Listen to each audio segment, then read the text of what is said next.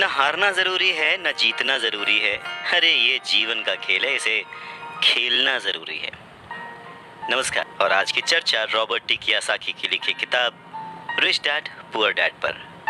Robert T Kiyosaki कहते हैं कि पैसे कमाना भी एक खेल ही है। अगर आप इसे एक खेल की तरह एंजॉय करेंगे तो आप और ज्यादा रिच होते जाएंगे।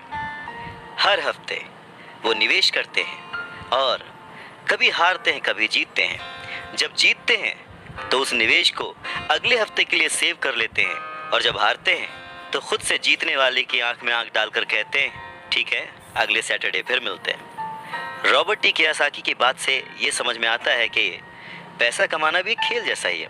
अगर आप उसे एंजॉय करते हैं, उसके पीछे नहीं भागते हैं, तो आप धीरे धीरे ही सही पर ग्रो करेंगे और जल्द ही अमीर बन जाएंगे। इंसान गलतियां करता है और उन गलतियों से सीखता है। अमीर बनना भी कुछ वैसा ही है। कभी आप गलती करते हैं और हार जाते हैं, कभी आप उस गलती को सुधारते हैं और जीत जाते हैं। वैसे बचपन से जवानी तक जब भी हम स्कूल्स में पढ़ते हैं या हमारे आसपास भी, बच्चों को गलतियां करना अलाउड नहीं होता। उन्हें कहा तो जरूर जाता है कि आप गलती कर सकते हैं, पर जैसे ही बच्चा गलती करता है उसे टोक दिया जाता है, उसे रोक दिया जाता है, उसे डांटा जाता है, और धीरे धीरे हमारे मन में ये धारणा बन जाती है कि गलती करना इज नॉट अलाउड। पर अगर देखा जाए, हम इंसान गलती करके ही सीखते हैं। हमने आज तक जो कुछ भी अचीव किया है अपनी गलतियों से अचीव किया है। इसी बात को आगे बढ़ाते हुए रॉबर्ट टी कियोसाकी कहते हैं कि इन्वेस्टर्स दो तरह के होते हैं।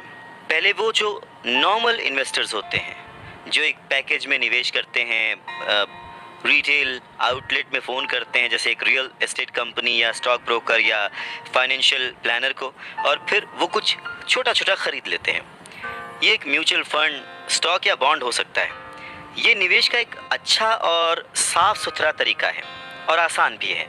ये उसी तरह की खरीदारी हो गई जैसे कि कोई कस्टमर कंप्यूटर स्टोर में जाकर शेल्फ पर रखे कंप्यूटर को खरीद ले। वहीं दूसरी तरह के जो इन्वेस्टर्स होते हैं वो अपने इन्वेस्टमेंट को बनाते हैं। वो किसी दूसरे से नहीं खरीदते, वो अपना इन्वेस्टमेंट खुद बनाते हैं। इस तरह के इन्वेस्टर्स आमतौर पर अपने सौदों को असेंबल करते हैं, जिस तरह कंप्यूटर इंजीनियर कंप्यूटर के पुर्जों को असेंबल करते हैं। वो अलग अलग जगहों से सस्ते पार्ट्स लाते हैं और उन पार्ट्स से एक पूरा कंप्यूटर असेंबल करते हैं, जो कि उन्हें बहुत सस्ता पड़ता है, और फिर वो उसे महंगे दामों में बेच देते हैं। ठीक उसी तरह से जो दूसरा निवेशक है वो आर्थिक अवसरों के पुर्जों को अच्छी तरह से ऑब्जर्व करता है। ठीक इसी तरह से जो दूसरा इन्वेस्टर है वो समय को पहचानता है और मौके की नज़ाकत को देखते हुए, अपने कमर्शियल फायदे को देखते हुए चीज़ों को इस्तेमाल करता है। और जो दूसरे किस्म का इन्वेस्टर है सच में वही प्रोफेशनल इन्वेस्टर होता है। अमीर बनने की राह में, रिच बनने की राह में ये जानना बहुत ज़रूरी है कि किस समय पर क्या एक्शन लिया जाए जिससे आपकी किस्मत बदल जाए और आपको नुकसान भी ना हो। अगर आप दूसरे किस्म के इन्वेस्टर बनना चाहते हैं तो आपको खास तौर से इन 3 क्वालिटीज़ को अपने अंदर इम्प्रूव करना होगा, क्योंकि फाइनेंशियल इंटेलिजेंस के अलावा इन क्वालिटीज़ की भी ज़रूरत होती है। पहला, किस तरह ऐसे मौके को खोजें जो दूसरों को दिखाई नहीं देता।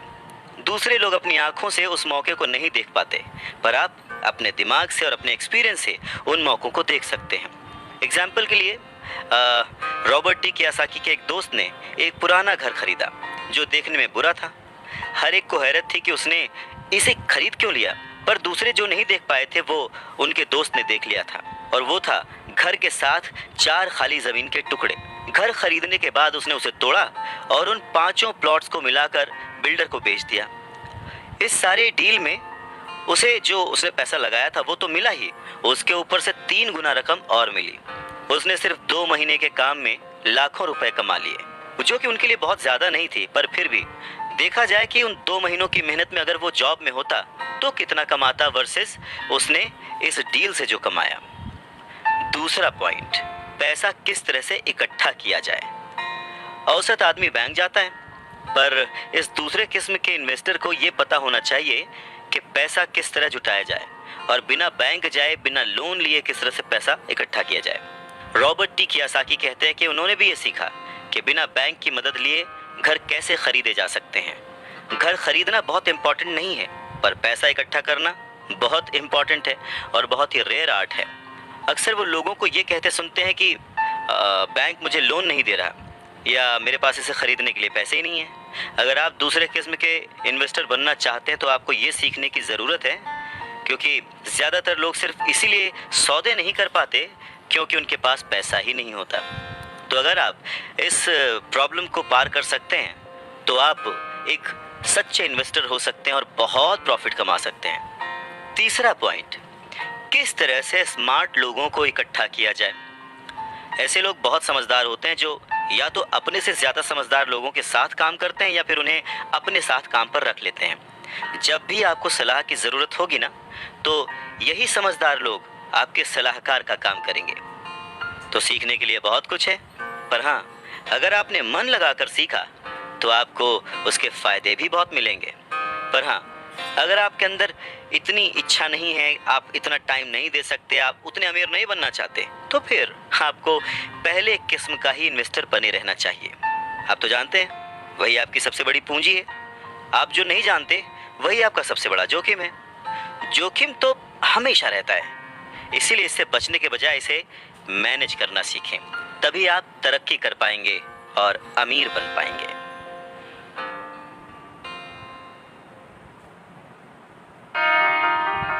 जब जिंदगी आपको नींबू थमाए तो जल्दी से शरबत बना लो और पी लो। नमस्कार, और आज हम चर्चा कर रहे हैं रॉबर्ट टी कियासाकी की लिखी किताब रिच डैड पुअर डैड की। अवसर पहचानना किसी भी इन्वेस्टर की सबसे बड़ी क्वालिटी होती है। फाइनेंशियल बुद्धि का मतलब है ज्यादा विकल्प होना। अगर अवसर आपके सामने आ ही नहीं रहे हैं तो फिर आप अपनी गरीबी को सुधारने के लिए और क्या कर सकते हैं। अगर कोई अवसर आपकी झोली में आकर गिर जाए पर आपके पास पैसा ही नहीं है और आप उसमें इन्वेस्ट ही नहीं कर सकते, ऊपर से बैंक वाले आपको उधार नहीं दे रहे, आप पैसे का कहीं से इंतजाम नहीं कर पा रहे, तो फिर उस मौके का आप फायदा कैसे उठा सकते हैं। मान लीजिए अगर आपका अनुमान जो है वो गलत हो जाए और अगर आप जिसकी उम्मीद करते हैं वो नहीं हो, तो फिर आप क्या करेंगे। कैसे एक छोटी सी चीज़ को लाखों में बेचेंगे। अगर ये करना आपको आता है तो इसे ही कहते हैं फाइनेंशियल बुद्धि, यानी फाइनेंशियल इंटेलिजेंस। ज़्यादा मतलब नहीं इस बात से।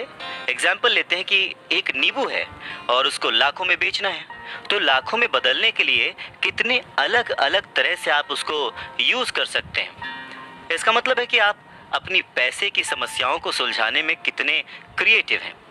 ज़्यादातर लोग केवल एक समाधान जानते हैं, नींबू निचोड़ो और शरबत बना के पी लो, यानी कि कड़ी मेहनत करो, बचत करो और उधार लो। तो आपको अपनी फाइनेंशियल बुद्धि क्यों बढ़ानी चाहिए। रॉबर्ट टी कियासाकी कहते हैं क्योंकि आप उस तरह के इंसान होना चाहते हैं जो अपनी किस्मत खुद लिखता हो। आप जो हो रहा है उसे होने देते हैं और उसे बेहतर में बदलने की ताकत रखते हैं। ऐसे बहुत कम लोग ये बात समझ पाते हैं कि किस्मत भी हम ही लिखते हैं। जिस तरह की पैसा बनाया जाता है, अगर आप ज़्यादा किस्मत वाले होना चाहते हैं और ज़्यादा पैसा बनाना चाहते हैं तो बहुत कड़ी मेहनत करने के अलावा आपको अपनी फाइनेंशियल बुद्धि को भी तैयार करना होगा, सीखना होगा। अगर आप इस तरह के आदमी हैं जो सही चीज़ होने का इंतज़ार करता है तो शायद आपको बहुत लंबे समय तक इंतज़ार करना पड़ सकता है। ये तो बस उसी तरह की बात हो गई कि आप गैरेज से गाड़ी निकालने के पहले ये डिसाइड करना चाहते हैं कि भाई अगले 5 मील तक सभी स्ट्रीट लाइट्स ठीक रहेंगी, बर्फ़ नहीं गिरेगी, एक्सीडेंट नहीं होगा, वगैरह वगैरह। ये चीज़ें आपके कंट्रोल में नहीं हैं। आपके कंट्रोल में है सिर्फ गाड़ी चलाना। ठीक उसी तरह से आपके कंट्रोल में है अपने प्लान्स बनाना, अपनी समझ और सूझबूझ का इस्तेमाल करते हुए।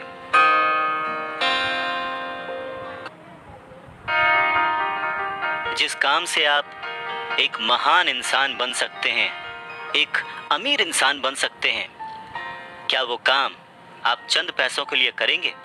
नहीं ना। सीखने के लिए काम करें, पैसों के लिए नहीं। तो और हम बात कर रहे हैं रिच डैड पुअर डैड की, जिसे लिखा है रॉबर्ट टी कियासाकी ने। रॉबर्ट टी कियासाकी एक घटना का जिक्र करते हैं। कहते हैं कि 1995 में मैंने सिंगापुर के एक अखबार में इंटरव्यू दिया। युवा महिला रिपोर्टर बहुत ही टाइम पे आ गई और इंटरव्यू शुरू हो गया। हम एक बहुत ही बड़े से होटल की लॉबी में कॉफ़ी पी रहे थे और मेरा जो सिंगापुर जाने का रीज़न था उसके बारे में डिस्कशन कर रहे थे। तभी उस रिपोर्टर ने मुझसे कहा, एक दिन मैं भी आपकी तरह एक बेस्ट सेलिंग लेखक बनना चाहती हूँ। मैंने उसके कई राइटअप्स और लेख पढ़े थे और उनसे प्रभावित भी था। वो बहुत अच्छा लिखती थी, बहुत ही साफ। तो मैंने उसे कहा, बिल्कुल आप कर सकती हैं, क्योंकि आप जो लिखती हैं वो बहुत ही बढ़िया है। वैसे कौन सी चीज़ है जो आपको आपके सपनों को पाने से रोक रही है? उसने कहा कि मेरा काम जो है वो कभी कहीं जाता है, कभी कहीं जाता है। हर आदमी कहता है कि मेरे उपन्यास बहुत बढ़िया हैं, पर एक्चुअली होता कुछ नहीं है। इसलिए मैं अखबार में काम कर रही हूँ, कम से कम इससे मेरा खर्च तो चल ही जाता है। अब आपके पास कोई सुझाव है क्या इस बारे में? मैंने कहा, हाँ बिल्कुल है। सिंगापुर में मेरा एक दोस्त है, वो एक स्कूल चलाता है जहाँ लोगों को बाइंग सेलिंग रिलेटेड ट्रेनिंग दी जाती है। वो सिंगापुर में कई बहुत ही बड़े बड़े कॉरपोरेशंस के लिए सेल्स ट्रेनिंग कोर्स चलाता है और मैं समझता हूँ कि उसके कोर्स में शामिल होने से आपका करियर बहुत ज़्यादा आगे चला जाएगा। ये बात सुनने के बाद वो थोड़ा सा रूखी हो गई। वो कहने लगी कि मतलब आप ये कहना चाहते हैं कि मुझे ये सब सीखने के लिए स्कूल जाना पड़ेगा? तो मैंने हाँ कह के सिर हिलाया और फिर उसे इस बात पर विश्वास ही नहीं हुआ कि मैं सचमुच उसे स्कूल जाने के लिए कह रहा हूँ। मैंने उसे कहा कि इसमें गलत ही क्या है, पर तब मुझे रियलाइज़ हुआ कि मुझे अपने शब्द वापस ले लेने चाहिए। उसे मेरी किसी बात का बुरा लग गया था शायद, और अब मैं सोच रहा था कि कितना अच्छा होता अगर मैंने उसे कुछ भी सुझाव नहीं दिया होता।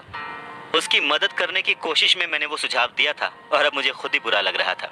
उसने कहा कि मेरे पास इंग्लिश लिटरेचर में मास्टर्स डिग्री है, मैं सेल्समैन बनना सीखने के लिए स्कूल क्यों जाऊं? मैं एक प्रोफेशन में प्रशिक्षित होने के लिए स्कूल गई थी ताकि मुझे सेल्समैन ना बनना पड़े।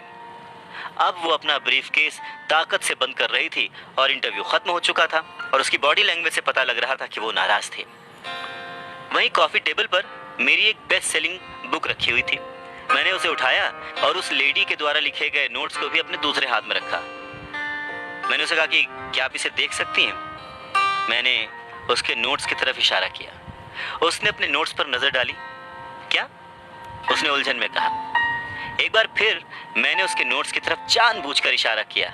एक बार फिर मैंने उसके नोट्स की तरफ जानबूझकर इशारा किया, जिस पर उसने लिखा था रॉबर्ट कियोसाकी, बेस्ट सेलिंग लेखक।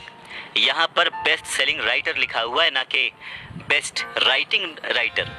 तब उसे मेरी बात समझ में आई।